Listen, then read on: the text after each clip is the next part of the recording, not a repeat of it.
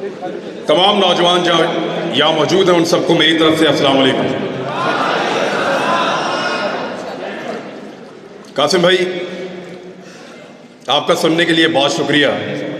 आपको जल्दी जाना था, लेकिन इसके बावजूद आपने कहा कि पहले आप बात कर लो, और मेरे लिए बड़ा ऑनर है कि मैं आपके सामने बात कर रहा हूँ। यहाँ सारे लोग शऊर वाले बैठे हैं, नौजवान हैं, इनके साथ इनके ख्वाब बंधे हुए हैं। यहां बहुत सारे लोगों ने आपको बहुत सारी चीजें बताई होंगी। इनफरादी हैसियत में आगे कैसे बढ़ना है, आप सबने अपनी अपनी जिंदगी में क्या करना है, ये आप सब बेहतर जानते हैं। मैं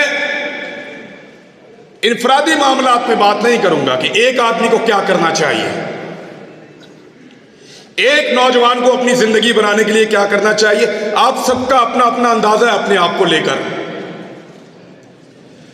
आप सब अपनी काबिलियत को, अपनी हिम्मत को और अपने ख्वाबों को जानते हैं।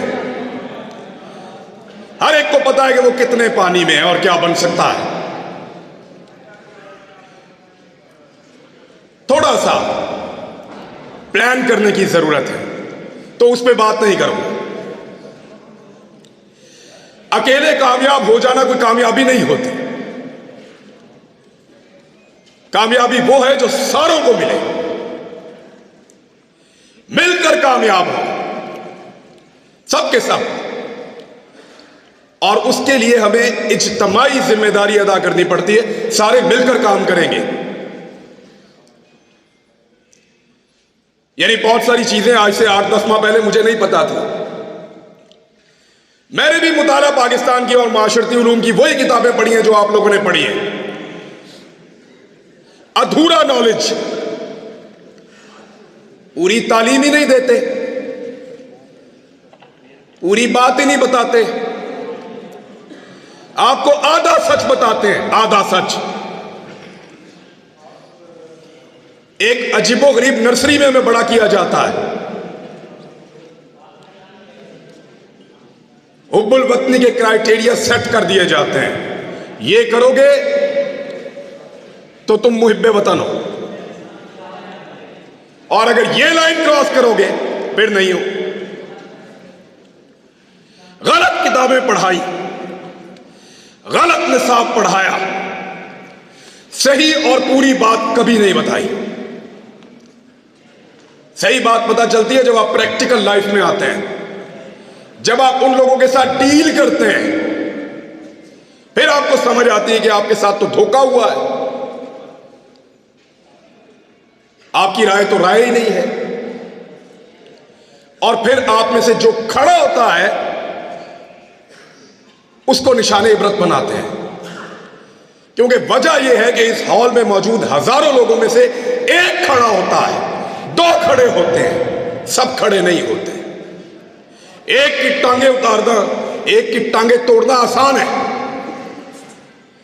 एक का मुंह तोड़ना आसान है, एक को गिरफ्तार करना आसान है, एक की सलवार उतारना आसान है, किसी एक को नंगा करके उस पर तशद्दुद करना आसान है, सब पे नहीं किया जा सकता। इसलिए मैं कह रहा हूं कि मैं इज्तिमाई जिम्मेदारी पे बात करूंगा। अकेले अकेले कब तक लड़ेंगे? वो जंगल में पड़ा रहा अकेला 2.5 महीने तक, इसी लड़ाई में उतरा था। अरशद शरीफ, तकलीफ होती है उसके बारे में बात सुनकर। जब मोबाइल खोलता हूं बीच में आता है वो कहीं, कोई ना कोई तस्वीर बीच में होती है, तकलीफ होती है। अकेला जंगल में पड़ा था 2.5 महीने तक। उसने अपने मुंह से कहा कि मैं एक कमीज के अंदर बार बार प्रोग्राम कर रहा हूं। किसके लिए लड़ रहा था? हक के लिए।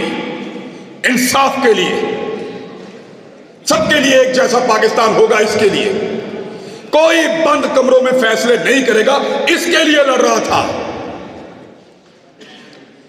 अगर सब लड़ते तो आज, अगर सब जीतते तो वो भी आपके साथ जीतता। वो नहीं है, उसे अकेला छोड़ा हमने। क्या हम सिर्फ जनाजों में शिरकत करेंगे? एक ही दफा इकट्ठे होते हैं जनाजे में, हर आदमी रो रहा था मैंने इसके जनाजे को हाथ लगाना है, मैंने इसके जनाजे को चूमना है, मुझे इसको छूने दो। क्यों? इससे आधी हिम्मत दिखाई होती जब वो जिंदा था, जब उसके ऊपर झूठे पर्चे हो रहे थे, जब हमें गद्दार बनाया जा रहा था, जब हमें बागी डिक्लेयर किया जा रहा था, जब गिरफ्तारियां हो रही थी। 50 के करीब पर्चे दिए इन्होंने हम पे 1 महीने के अंदर। तब खड़े होते ना, उसके जनाजे में आ गए सब। तो इज्तिमाई जिम्मेदारी पूरी करने की जरूरत है, सबको मिलकर करना पड़ेगा, सबको मिलकर करना पड़ेगा, वरना ऐसे ही एक एक करके मार खाते रहेंगे, एक एक करके नंगे होते रहेंगे और एक एक करके हारते रहेंगे। जीतना है तो मिलकर चलना पड़ेगा। यह 2 दिन पहले जनरल बाजवा साहब ने खिताब किया, अपना आखिरी खिताब। जनरल साहब ने क्लेम किया कि उनके इदारे का सियासत से कोई ताल्लुक नहीं है। मैं आप लोगों से इससे पहले मिला हूं कभी? नहीं मिला ना? आपसे पूछ लेते हैं, क्या आपको लगता है कि जनरल साहब जो कह रहे हैं, general Qamar Javed Bajwa army chief Pakistan, कि उनके इदारे का सियासत से कोई ताल्लुक नहीं है, ये बात ठीक है? चलो जनरल साहब को भी दिखाते हैं ना। जनरल साहब देखें, उधर मोड़ो कैमरा, दिखाओ, मोड़ो कैमरे उधर। जिन लोगों को लगता है कि जनरल कमर जावेद बाजवा ने कहा कि सियासत से फौज का कोई ताल्लुक नहीं है, ये बात ठीक है, वो जरा हाथ खड़ा करें। ठीक है, अब जिनको लगता है कि फौज सियासत में रोल प्ले कर रही है, वो हाथ खड़ा करें।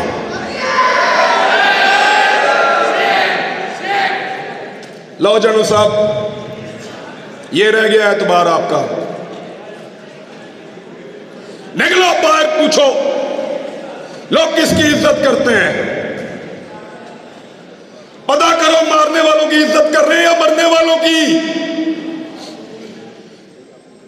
पूछो जिन्होंने जमीन तंग की, जिन्होंने मारा, बाहर लोग उनकी इज्जत कर रहे हैं। निकल के देखो पूरी दुनिया के अंदर, जाओ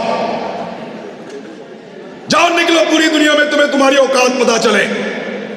लोग तुमसे प्यार करते हैं या जान देने वाले अरशद शरीफ से प्यार करते हैं, पूछो जाके, आईना नजर आएगा, औकात पता चलेगी। जान से ही मार दिया।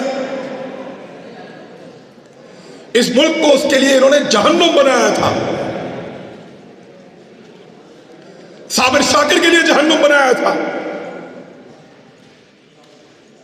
सबको परेशान किया है,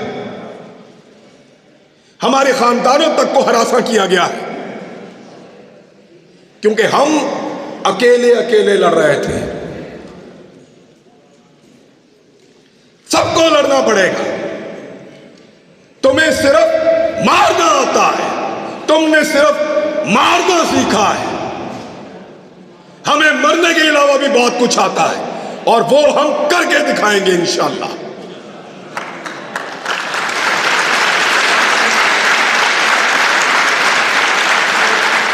ये नहीं हो सकता कि तुम बंद कमरों के अंदर फैसले करो कि मुझे उसकी शक्ल पसंद नहीं है, वो मेरी बात नहीं सुनता, वो मेरे से ज्यादा मकबूल हो रहा है, वो मेरे मफाद के रास्ते में आ रहा है, वो मुझे ये नहीं दे रहा, वो मेरे कहने के ऊपर ये काम नहीं कर रहा, निकालो इसको, दूसरा लेकर आएंगे। क्यों? तुम्हारे बाप का मुल्क है, हमारा पाकिस्तान।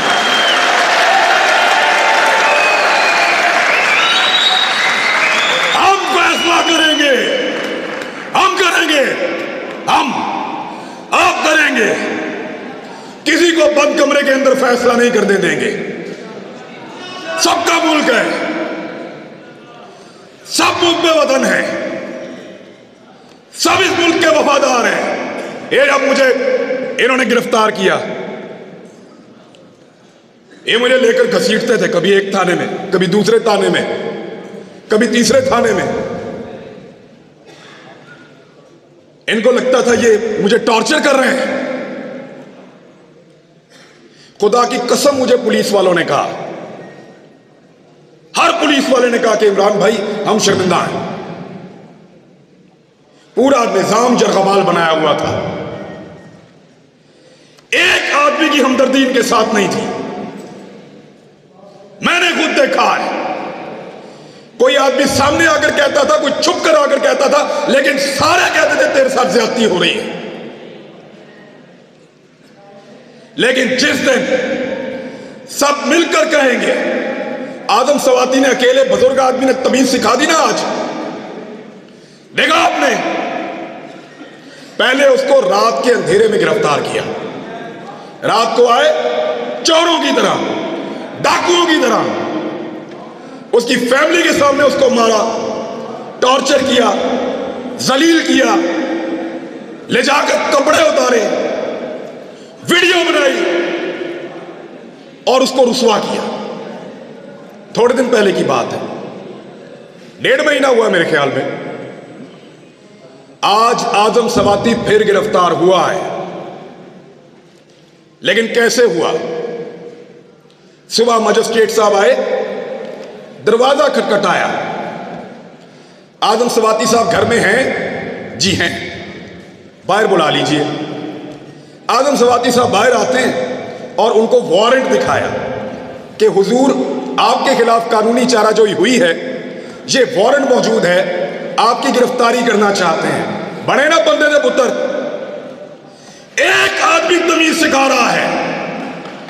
सोचो,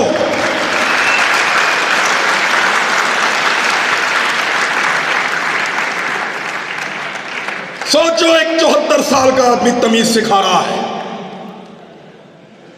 उसकी पॉलिटिकल पार्टी को भूल जाएं आप, हो सकता है वो नून लीग से होता, हो सकता है वो जमात इस्लामी से होता, हो सकता है वो पीपल्स पार्टी से होता, कहीं से भी,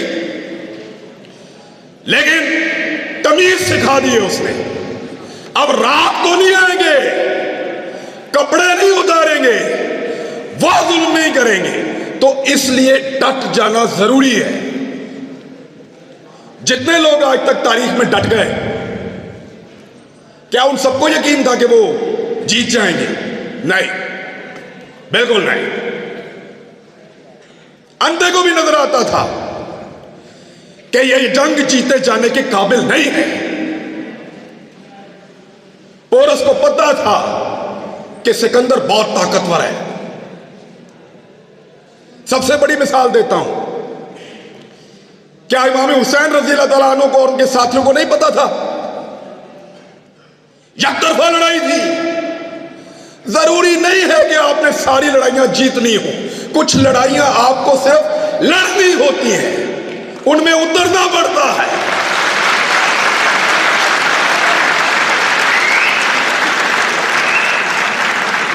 लड़ाई जीतने से मकसद नहीं है, लड़ाई लड़ने वालों में अपना नाम लिखाओ।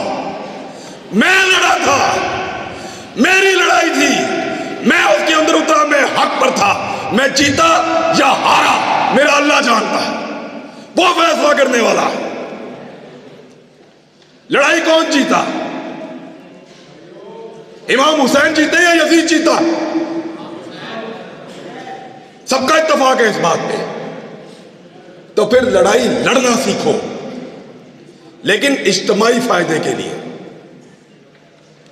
सर को नीचे फेंक देना, मसलिहत के तहत चुप हो जाना, इसको हमारे यहां पे लोग अक्लमंदी कहते हैं। अक्लमंदी नहीं है, बुज़दिली है। मैं भी बुज़दिल था जब तक मुझे नहीं पता था। जब समझ आई तो मैं लड़ाई में आ गया। मुझे नहीं पता कल क्या होगा, इसका अंजाम क्या होगा, ये जो रिजीम चेंज ऑपरेशन हुआ पाकिस्तान में, सारे के सारे इसके बेनिफिशियरी हैं। जिन्होंने किया उनके केस खत्म हो गए। जिसके खिलाफ हुआ, जब मर्जी इलेक्शन कराओ जीत जाएगा। यानी इमरान खान को भी फायदा, शहबाज शरीफ को भी फायदा, जो करने वाले उनका भी फायदा। सब कुछ ना कुछ लेकर गए। नुकसान किसका हुआ? हमारा हुआ है। हमारा एक आदमी कम हो गया है। अगर दोबारा लड़ाई होगी तो हम अपने एक बेहतरीन आदमी के साथ मैदान में नहीं आ सकेंगे। हमारा एक आदमी कम हुआ, अरशद शरीफ। नुकसान तो हमारा हुआ है, फायदा तो सबने उठा लिया है। मेरी आप सबसे गुजारिश कि लड़ाई को लड़ना सीखिए, इस रविश को बदलिए। अगर ये इस्लामी जमहूरिया पाकिस्तान में डेमोक्रेसी है तो फिर सही वाली होनी चाहिए, या तो निजाम को ही बदल दो। ये नहीं हो सकता कि आप दुनिया को पढ़ाएं कि पाकिस्तान में जमहूरियत है और जहां पे आप तमाशा लगाकर रखेंगे, चार बंदे बैठेंगे और फैसला करेंगे और पूरा का पूरा निजाम बदल देंगे।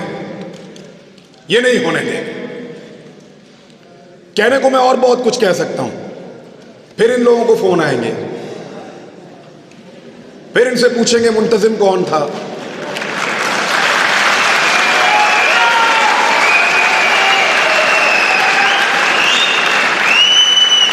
प्रोग्राम किसने करवाया, नौजवान कहां से आए थे, कोई कलदम तंजीम के बंदे तो नहीं थे।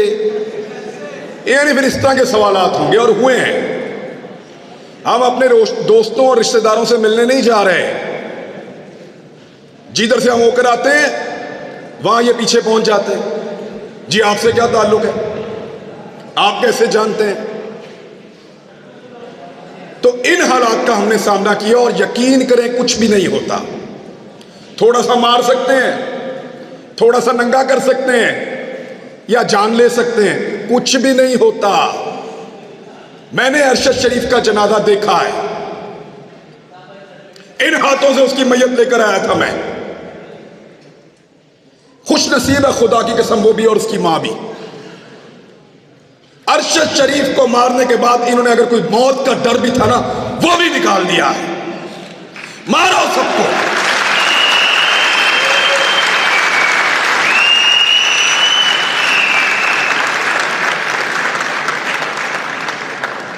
क्योंकि जब आपको इस बात का यकीन हो कि आप तारीख की दुरुस्त सिमत पे खड़े हैं, जब आपको यकीन हो कि आप जुल्म के खिलाफ खड़े हैं, तो फिर इससे कोई फर्क नहीं पड़ता कि आपके साथ क्या हो रहा है।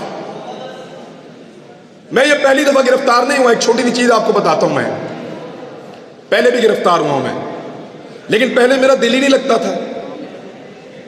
एक लम्हे के लिए भी मेरा दिल करता था मैं अभी बाहर आ जाऊं, और इस मर्तबा मुझे परवाह भी नहीं थी ये जो मर्जी करें। जब आप किसी कॉज के साथ खड़े होते हैं, जब आपको लगता है कि आप जुल्म और जबर के खिलाफ खड़े हैं, तो फिर अल्लाह ताला भी आपको हौसला देता है, आपको इस्तकामत देता है और आपको सब्र देता है। मैंने सीखा इन दिनों में ये सारा कुछ। मेरे ख्याल में इतनी बात बहुत है। थैंक यू वेरी मच जी, बहुत शुक्रिया आपका। मेरे साथ सब लोग मिलकर